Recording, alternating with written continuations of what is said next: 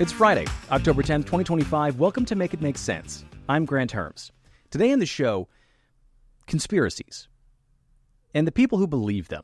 It's a thing that I've been thinking about for a while now, for several years, in fact. I think all of us kind of have been, really since the pandemic, when it felt like we saw a rise in new conspiracies and that those conspiracies were more potent than they'd ever been. And lately, with things like the Epstein Files and how that conspiracy has been turned on its head when we talk about how the current administration is talking about them and doing, or in this case, not doing, anything about making good on a promise they made to release, quote-unquote, the files. It's why my guest today is Professor Joe Uscinski. He's a professor of political science at the University of Miami and the author of the latest book, Conspiracy Theories, a Primer, the second edition, which is available wherever you can get your books. He is the guy in the country to go to when it comes to understanding conspiracy theories and how and why we believe them. And I'll be honest, this conversation went a direction I didn't think it was going to go. I, like I think many of you, probably think of people who think of conspiracies as nut jobs, crackpots. Their brains are broken in some way. But as Joe describes it here, that's just not the case. In fact, the way we reach conspiracies is really mundane and kind of the way that we reach everything else we believe, true or not. And so the discussion gets into, if that's the case, then why does it feel like we're awash in conspiracy theories and conspiracy theorists right now? And what makes our current moment different than years past? But before we get to that, make sure you're following or subscribe to the show wherever you get your podcast. Like, subscribe, leave a comment below if you're a watcher on YouTube. Sign up for the Make It Make Sense Substack for free right now. You don't have to sign up for $5 a month, although if you do, it really helps the show out a lot. If you don't want to do that either, please share the show on social media. It is MIMS Newspod. That's MIMS Newspod, all one word on every platform. I am at Granthermes on Twitter and Bluesky, and at Granthermes TV on everything else. All right, let's get to the show. Oh, and just a quick thing. Joe is a little bit under the weather here, so if that's the thing that bothers you, if you're listening on headphones, I'm really sorry about that. He was a real champ in doing this for me today, so I really appreciate it up front. Today's episode is brought to you by Distill Union. Founded in 2011, Distill Union crafts everyday essentials like wallets, key organizers, phone cases, and stands, believing that less is more makes good design. They've earned a reputation for creating problem-solving products that are both intuitive and elegant. I like their flagship Wally wallet because, you know, there's nothing worse than having that like bulky wallet that sits in your back pocket for guys specifically. It's bad for my back. I can feel it after I've been sitting, especially on the chair that I use to record in here. It's not exactly the most comfortable chair, and if I've got my wallet on me, it's uncomfortable if it's not slim and elegant like their Wally wallets. But they're known for their magnetic closures and that slim profile to hold all of my cards and cash. I love them. And they just launched a Kickstarter for brand new Maglock belts. I don't know exactly what that means, but it kind of sounds cool as hell.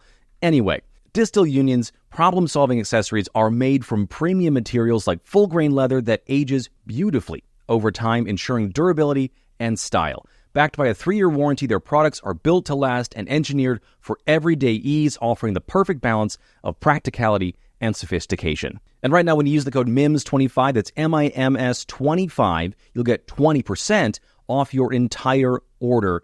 And Make It Make Sense does get a cut of that sale, but hey, it keeps the show going, keeps you in style. What's not to love? You can check out DistillUnion.com for all their great products. That's DISTIL Union.com. Distill Union, where good design is good for you.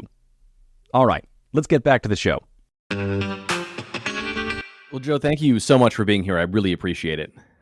Oh, thank you for having me.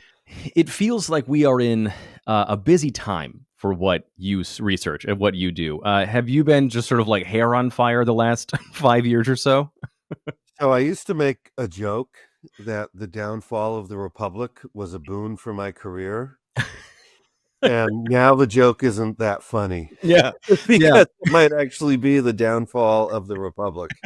And truth be told, it's not necessarily a boon for my career at this point because my grants have been canceled, and Yeah. I think there's a lot of concern on college campuses of what you say if you're going to upset the administration. So, Yeah, not an easy time to be looking at the things that they believe deeply, which I think I want to talk about that a little later here. But before we get into some of the specifics of this, are are Americans just more conspiratorial than other people? Do we just have this streak in us where we like to believe, I don't know, story to be generous about it? Or is that not the case? no. I mean, I like to think as an American that we are exceptional in many, many ways, but our conspiracism is not one of those ways. In that sense, we are on par with other Western countries like England and Italy and Germany and other places. We're not the most, we're not the least. We're kind of smack dab in the middle. Somehow I find that kind of comforting that we're like average conspiracy believers. But how does the thinking of this work? Are certain kinds of personalities predisposed to this? How does somebody become sort of steeped in an idea of a conspiracy? Well, the same way we become steeped in any idea, right? We have this idea that somehow conspiracy theories, in order to believe it, you have to go through some wholly different process Mm-hmm. than when you come to some other, let's say, more true belief. And that's just not how it works. I mean, all of us are struggling to find truth in a very chaotic world. Truth is hard to find. No one has an objective, direct view of capital T truth. So our conclusions about what's true is never based off what's actually true. It's based off our own biased perceptions of what's true. So some people are going to observe the world and come to the conclusion that a conspiracy theory is true. Other people will come to some other conclusion. But they're doing it through the same process. They're trying to make sense of the world the best they can through their bias senses and through their bias psychologies. And um, it would be neat for most people if I could say something like, oh, yeah, they believe it because they were dropped on their head as a kid, or they have some sort of psychological deficiency, or Right. it's their really bad genetics that lead them to believe stupid stuff. But everyone believes a conspiracy theory, if not a few. I Mm-hmm. mean, when we poll on conspiracy theories, what we find is that the more conspiracy theories we ask about on any given poll, the fewer and fewer people there are that believe none. Meaning Interesting. that, let's say I asked about 1,000 conspiracy theories, everyone's going to buy one, if not several. So there's not really a distinction in this world between people who believe none and people who believe one or Right. more. The distinction is between people who believe a lot and people who believe very few. Is there a difference in believing something that is untrue and believing in a conspiracy? So the way that I think about this is believing, an outright, in the political sense, believing the outright lie that the 2020 election was stolen versus believing that it was rigged as a part of a long tail effort to undermine involving hundreds of people. Is there a difference in those things when people think about them? I don't think so. Hmm. I mean, they're coming to those beliefs the same way. Yeah.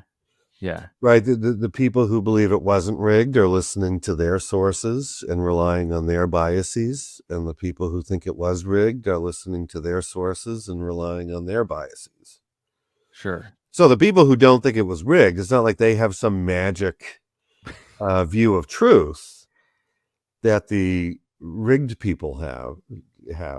Right. It's just not the case. I usually talk about this in terms of climate change. Yeah. So there are, about 20% of the country who think climate change is a hoax and it's made up by scientists to either institute communism or who knows what. Right. Right. Um, so why does 20% of the public believe climate change is is a hoax? Well, because they're being told it by the people that they trust. Mm-hmm. But what about the people who believe it's real? Did they sit down and read the Journal of Climatology, and did they go through the models, and are they looking at the tree rings and the ice Yeah. studies? And the answer is no, they're not doing that. They came to their belief that it's true by listening to sources that they trust. So the processes to get there are very much the same. It's just that the issue for the people who believe it's fake is that they're being lied to. Right. So, right.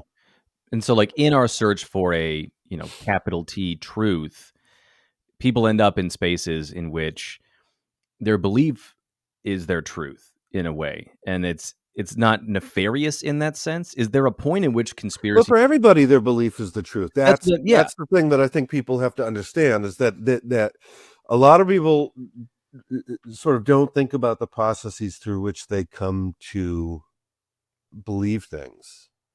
So when they have a belief, they say, well, I believe it because it's true. And they say, well, why do you believe it? Because it's true. right. And that's not why anyone believes anything, because you can't directly observe the truth of anything. I was not expecting to have my brain bent like this on a Friday morning, Joe. Yeah. Well, that's the thing is a lot of people walk around beating their chest like, oh, well, the things I believe are true. And if you believe something different, then you believe things that are false. Well, Right. maybe. But to the person who supposedly believes things that are false, well, to them, they're believing things that are true. And you're the ones that are believing things that are false. Right. And so then how do we settle those disagreements becomes the issue. How do we work through those things? Because it's like kind of what I said before we started rolling here is I have been thinking about this a lot lately. I mean, we talking about the rigged 2020 election because the president's still talking about that, talking about the upcoming midterms, talking about the Epstein Files and that whole saga, which we don't have to get into here.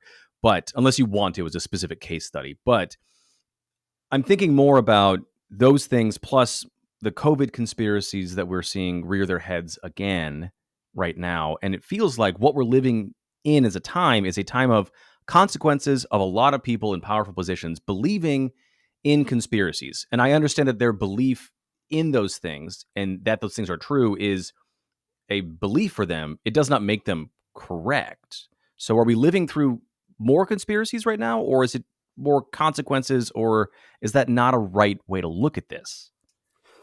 So we have to be very careful with exactly what we're talking about, Mm-hmm. right? Because when we say, is it the age of conspiracy theories, or for the last 10 years, we keep hearing that we're living in a post-truth world. Yeah. Those things are really clearly defined about what that means. What is it that we should observe if that was true? And no one ever really says that clearly. And most of this is just feels.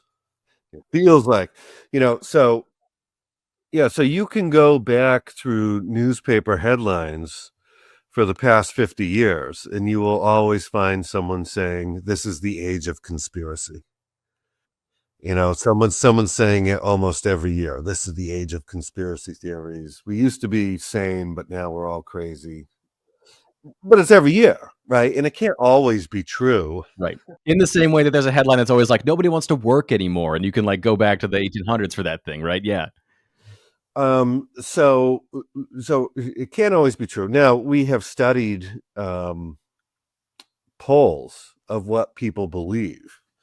And what we find is that most conspiracy theory beliefs tend to be stable over time, meaning that the amount of people who believe it is generally flat and tends to go down over time. And then new ones pop up, and then they tend to be flat, and then they go down over time. Right. That's not true for every single one, but it's just not the case that, as the headlines suggest, that beliefs are going up, up. They're not. That's just not happening, right? So when we look at dozens and dozens and dozens of conspiracy theories, we find that a handful go up, but they're usually not the ones anyone's talking about. And the increases are not that big. Most are flat or going down, sometimes by very large percentages. So it's not the case that the public is any more taken with conspiracy theories than they have been in the past. So even in a digital world in which we're constantly inundated with these things, people can But go we're not. We're not. Okay. We have the entire world's library in our pocket. Yeah. And people act as if, oh, you're going on the internet to get your conspiracy theories, misinformation, and fake news.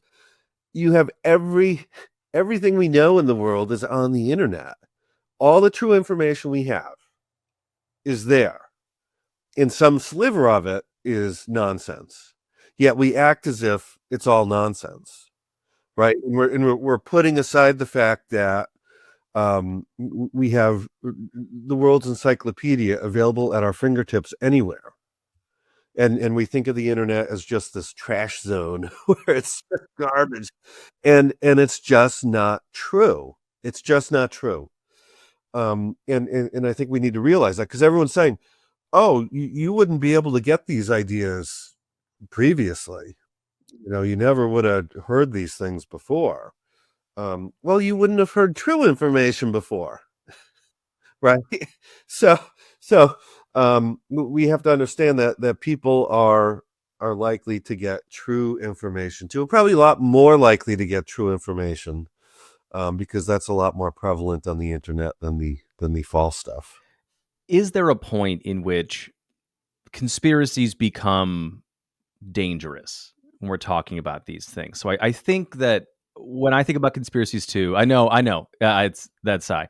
I think that there's a thing where like people, believe, let's stick with the big ones. We didn't land on the moon. Feels like a pretty harmless thing to believe.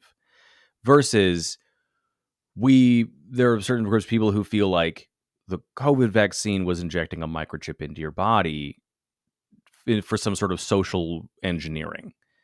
That feels more dangerous. So do we also think about conspiracies in terms of like the harm they could cause in believing them? Or does Well, the issue is that a lot of people adopt beliefs as rationalizations for things they're going to do anyway. Right? So that person who thinks they're getting a chip in their neck, they weren't going to get vaccinated regardless. So is it really that conspiracy theory that's doing anything to them? Probably not. Their behavior was already baked into the cake. Right? Conspiracy theories don't commit violence. People do. That's not to say that the conspiracy theories are blameless. They can sort of direct people to act in certain ways, but again, you need someone who's already willing to act. So they might be a part of the causal chain, but to say that they're dangerous on their own, I mean, I think that we tend to overestimate the effect of information and communication on behavior. It matters. It's there, and I wouldn't say that its effect is zero. But we sort of have this assumption that, so I'll give you an example. I get called by journalists all the time, and they say, hey, there's a new conspiracy theory online. And I say, so what? And they say, well, it's going to spread everywhere, and everyone who sees it's going to believe it, and then they're going to go out and act on it. And I say, okay, so did you see it? And they say, yeah. And I say, so you must believe it then. And they say, no, not me. And I say, well, what's your superpower? What makes you better than everybody else? The rest of us dupes out there who believe every single thing we see. And they start to realize people don't believe everything they're exposed to. People have very thick blinders on, so that they tend to believe things that tell them what they already believe, meaning persuasion is kind of hard to do. When we sit down and think about it, we start to realize it's hard to persuade people of things that they're not, that they don't want to be persuaded of. And that's the issue. So when you see a conspiracy theory going around, often it's going around between people who already believe it or who believe something very close to it already. So is there a slippery slope then for people who believe conspiracies? If you believe one, are you more likely to believe others? Sure, to some extent, but it depends which one we're talking about. Generally, the way I think about it is that people believe things that match what their underlying worldviews and predispositions are. So, if you're a Republican, you're going to think that Democrats are conspiring and vice versa. Right. If you're a Democrat, you're not going to, you're highly unlikely to think that Obama faked his birth certificate. Right. Because it doesn't match your other worldviews. Right. And just like that, there's also a worldview in which conspiracies pulled off by powerful people you already don't like are what drive events and circumstances. So, everyone's going to buy one or a few, but the people who have a strong worldview will buy into many conspiracy theories. But it's always going to be conspiracy theories that tend to match what their underlying dispositions are. Interesting. So then let me ask, I guess, a bigger question about the work you do. If we know that these things don't really reach a ton of people, if we know that generally you got to be kind of predisposed in a certain way to believe these things based on your own beliefs, why spend so much time and effort studying the conspiracies in the way that you do? Well, we didn't know any of this 15 years ago, right?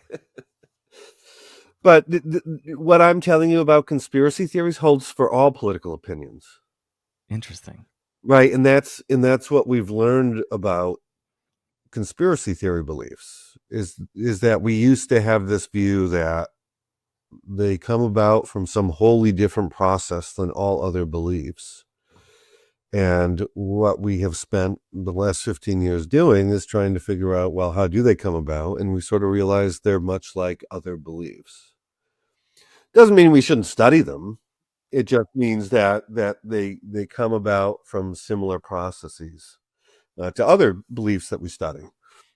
Doesn't make them any less worthy of study or interest. It just means that a lot of the hand waving that people were doing 15, 20 years ago about these beliefs being, either psychotic or something else just don't really hold. They're not necessarily delusions because of how we reach them is the same as we would reach anything that's yeah. I mean, here's the thing.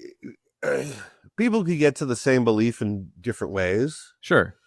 So somebody could have delusions in believing a bunch of conspiracy theories. But it's going to be because that person's delusional. Right. Right. So does that mean that the belief in the conspiracy is as different as the person believing them? So like the conspiracy actually changes person to person in that way? Well,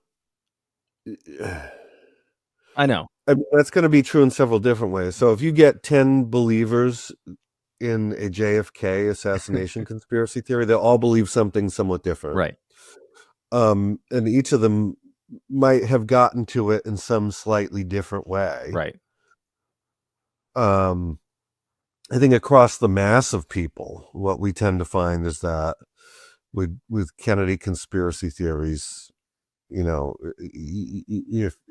you have something of a conspiratorial worldview, then you're likely to buy in. Mm-hmm. And we still get around 50 to 60% of Americans buying into it. Yeah. Yeah. Is that one of the top ones normally when you do these lists? Yeah, always. And I mean, only a few weeks after Kennedy was killed, Gallup ran a national poll, and there was 50% of Americans who said it was a conspiracy rather than a lone gunman. By the mid-70s, it was 80%. And what does that tell us? It's that you don't need the internet or social media in order for almost everybody to buy into a conspiracy theory. And we don't get 80% on anything. Yeah. Yeah. We'll nothing. and even Kennedy is still one of the highest ones, and that's most other conspiracy theories that we talk about, the ones that make a lot of headlines, don't get near that. Right. So all of this panic about how now's the time, I don't see it, because the conspiracy theories just don't reach the numbers of ones that we were reaching prior to the internet. Now, with that said, it doesn't mean we shouldn't be concerned at all. It doesn't mean that, there can't be some harms coming from it. Right. Doesn't mean we shouldn't fight them, but like what you said before, the belief in those things and an action that might follow that's attached to that belief is actually more a rationalization for an action that was likely to happen anyway. Yeah. I mean, a lot of people who aren't going to get vaccinated will pick up conspiracy theories after the fact. I mean, here's the thing. It's like COVID happens, and then it wasn't that the conspiracy theories got so big. It was that we started paying so much attention to the conspiracy theories. Yeah. And we started polling on these beliefs over time repeatedly during the pandemic. And what we found was that the beliefs went down over time. They didn't go up over time. Because the concern was always that oh my God, these beliefs are going to spread everywhere and convince everyone, and didn't happen. Beliefs tended to go down in almost everything we polled on that had to do with COVID. So whether it was spraying yourself with Lysol, you're going to get a chip in your neck, they tended to go down over time or stay stable. So it just wasn't the case that these were spreading everywhere and convincing everyone. It did not really happen. So, but what do we know about how this then splits on a partisan divide? Because, when I know that it's not right to say that we're living in this age of conspiracy, but it does seem the conspiracies that are getting paid attention to are the ones coming out of the American right in particular. Is that accurate to say, for one? And then how does this break down when we talk about, does one side or the other of our political spectrum believe more or less of these conspiracies? So I tend, people say, are conspiracy theories dangerous? And I'm like, well, I try to focus them on people and say people are dangerous. Right. And people are most dangerous when they have a lot of power, because they can use that power to do a lot of harm. That's what power affords you. So someone might say, well, conspiracy theories are most dangerous when powerful politicians act on them. And I say, well, politicians are most dangerous when they act on conspiracy theories.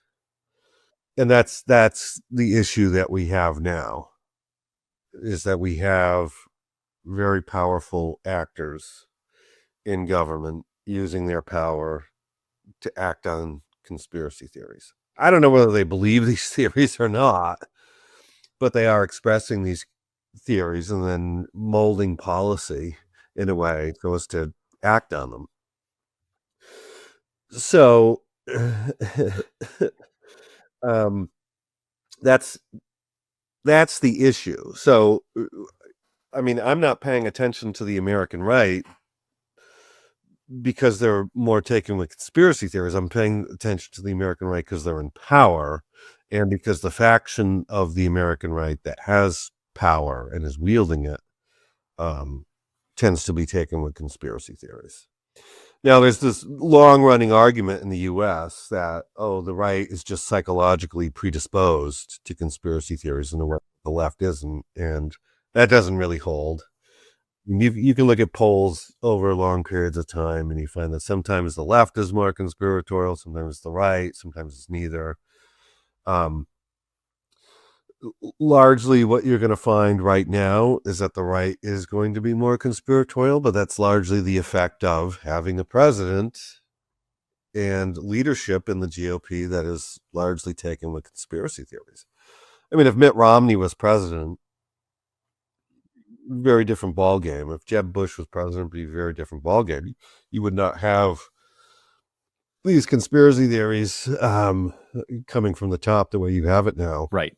Do we find that people tend to believe more conspiracy theories when their political beliefs are out of power?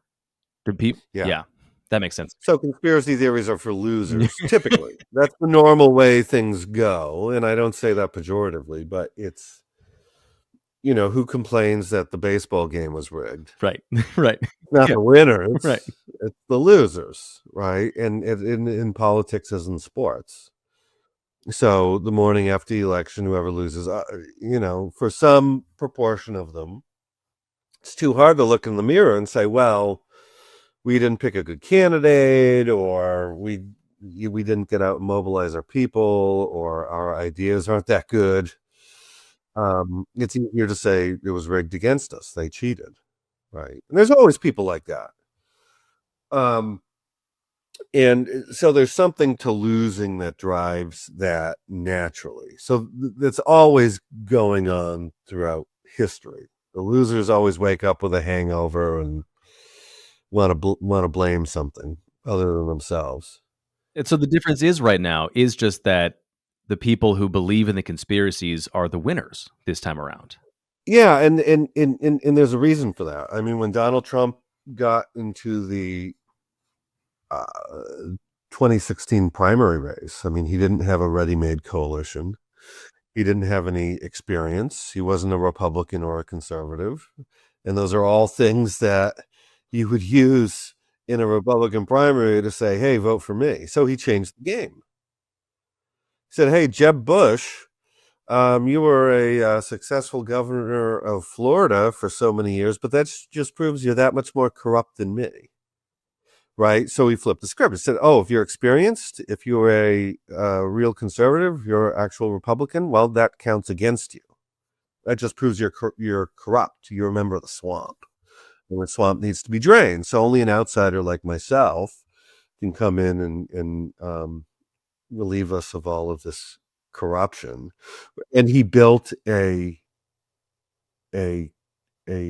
coalition based on that message, which is everything's corrupt. We got to fight the deep state, and we got to fight this group of corrupt people and that group of corrupt people, and everyone's stupid and everyone's corrupt, and because I'm an outsider, I'm the only one who can see it. Right. It feels like populism as a thing, which is what he's doing, right? And I mean, and again, so if Jeb Bush or Mitt Romney was leading the party right now, you wouldn't have this. So he built that coalition. Now that coalition has power. So he's got to keep feeding it. So the thing is, the people who are attracted to that message most are the least likely to vote. You're less likely to vote, less likely to donate. If you think everything's rigged, you're not going to take part, right? You're going to be less likely to want to be involved. So in order to keep them involved, he has to keep feeding them constantly. And that's what he does, because these people are naturally inclined to think that the people in power are corrupt. So he needs to keep feeding them someone else to aim their ire at, or else it's going to come at him, because as president, he's the natural lightning rod. Right. Which is sort of what we've been seeing a little bit with the Epstein stuff, is that it's starting to turn on him, and specifically the attorney general right now, which I think is an interesting development in this. Interesting. Yeah. So it's going to be, he's starting to lose some support. There are questions getting asked how long it goes on, or how much of an effect it has. Hard to tell, because he's the only game in town for these people right now. Yeah. But that's what it is. He can't change his shtick in any way. Is that the interesting thing in your world right now? Well, there's always going to be a deeper state. Yeah. Right. He fired the deep state. They're gone. Right. But guess what? There's a deeper state. There's always going to be a deeper state. He's got to have an enemy. He's got to have a scapegoat. And it's got to, when he gets rid of all of them, he's still going to have someone else. Right.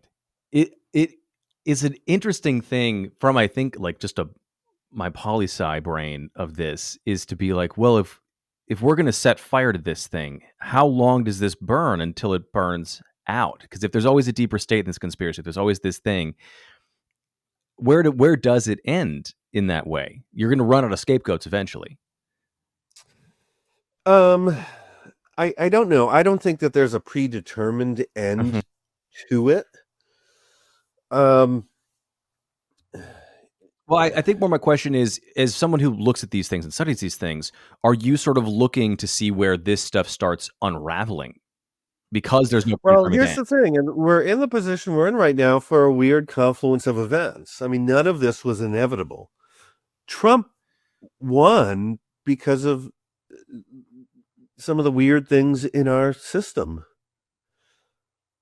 It wasn't that many votes that got him to win the first time, and he won this time largely because the economy wasn't that great and incumbents around the world were losing just because of the aftermath of COVID, and the economy was sort of whatever, and there was inflation, and it sort of was what it was. It was a weird confluence of events. It wasn't predetermined in any way. Right. Not to mention an opponent who was trying to build a campaign as she was running it. Yeah, and so sometimes we run the risk of like looking back at history and just saying, oh, this was bound to happen and we all knew it was inevitable, and the answer is no. And so the reason why I bring that up is that, yeah, we can explain the forces that were pushing one way or another, but a lot of this is just happenstance, right? I think Joe Torre, since I'm wearing my Yankees hat, back in the day, I mean, he talked about winning some of the World Series, and he said, a ball goes one way or another, or the wind blows one way or another, and that's the series, goes the other direction, right? So some of these things come down to just a weird confluence of events that you might not really have control over. The last thing here is, I think you get asked a lot, how do we unwire the broader American psyche from conspiracies? And I feel like after I would have asked that question 30 minutes ago, but I think now the better question is, how do we better set up ourselves to understand that our beliefs are actually reinforcing a belief in conspiracy or a specific conspiracy beforehand? So how do we put up safeguards in our own brains for that? I mean, when conspiracies happen, there are powerful people doing bad things all the time. And I'm not convinced that it would be a good idea to make it so people never believe in conspiracy theories, because some might be true. Yeah. Right. There be witches, right? Yeah. If we get rid of that, then we are in a place where the powerful can do whatever they want and never get accused of it. Right. So a little bit of conspiracy is actually kind of good. I mean, I think what people need to learn is to treat them as hypotheses rather than jumping to conclusions. I think that's the way to do it, and that's what I teach my students, is that any of these could be true. You don't have to believe a conspiracy theory is false in order to not believe it's true. Right.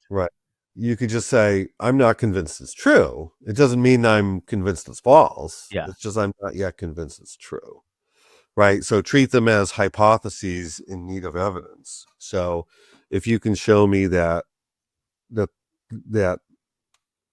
experts in this area, who have open data and evidence, have studied this and have determined that this conspiracy has happened, then I will buy into it. But until that time, I don't really have good reason to. Yeah, a little bit of the Missouri show me state kind of approach to this thing. Yeah. Yeah, and I think there are things that I notice quite a bit, and that is that one is, few people have intellectual humility. I mean, it's something you have to learn over time, is that we are experts in so few things. Like what I tell people is, Because people ask me questions about all sorts of stuff, and I'm like, I don't know anything outside of my very narrow expertise. So don't ask me who's going to win the election. I don't know. I don't do that. Interesting. So, I mean, like, as in all things in this current political moment, a little bit of humility actually goes a long way, and we could use a little more right now at all levels. Yeah, I mean, there's intellectual humility. There's, keep staying in your own lane. There's, reaching out to experts. There's looking at consensuses.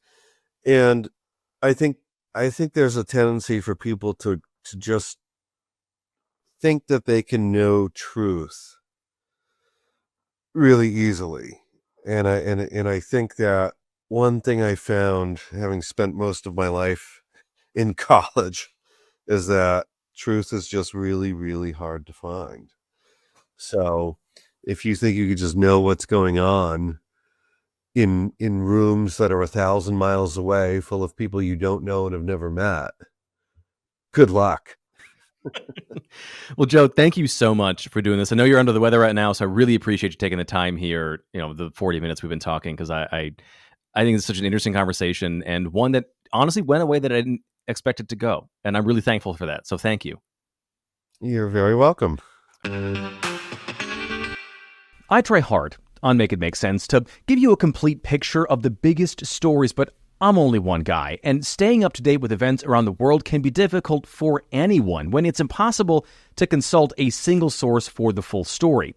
And with our social media algorithms sending us the versions of the news that only reinforce our own biases, it can be hard to know if you're actually informed, even for me. And that's why I've been using Ground News. Ground News is an app and a website that combines news from around the world all in one place, so you can compare coverage from every news source, and you can see if they have a political bias, how reliable their reporting is, and who owns them. My favorite feature is the blind spot feed. It highlights news disproportionately covered by one side or the other, so I can make sure I know how the news is being covered. It's like Make It Make Sense for Make It Make Sense. Right now, if you subscribe through my link in the show notes, you get 40% off the Vantage subscription. It's the one I use to get unlimited access to every feature, and it is just $60 for the entire year or $5 a month when you use that link. Your subscription helps Make It Make Sense, too. We get a cut of this subscription, but you're also helping Ground News make the news more transparent. Again, use the code in the show notes to get 40% off your Vantage subscription to Ground News. All right. Let's get back to the show. I want to thank Joe again for coming on the show. It really changed my mind, this conversation about how I think about conspiracy theories and conspiracy theorists, especially the ones who are in power right now. But if you want to learn more about his work, you can visit his website. There's a link to that in the description for this episode, along with his book, Conspiracy Theories, A Primer. It is out now wherever you can get your books. And that is it for today's episode. Please rate and review the show, whatever podcast app you listen to it on. Like, subscribe, leave a comment below if you're a watcher on YouTube. It really helps push it up in the YouTube algorithm if you leave a comment down there. Good, bad, ugly, whatever you want. It doesn't matter to the algorithm. Sign up for the Make It Make Sense Substack for free right now. And as always, share the show on social media. It's Mims News Pod. That's MIMS News Pod, all one word on every platform. I am at Granthermes on Twitter and Bluesky, and at Granthermes TV on everything else. Thank you so much for listening today. I'm Granthermes, and I'll talk to you next week.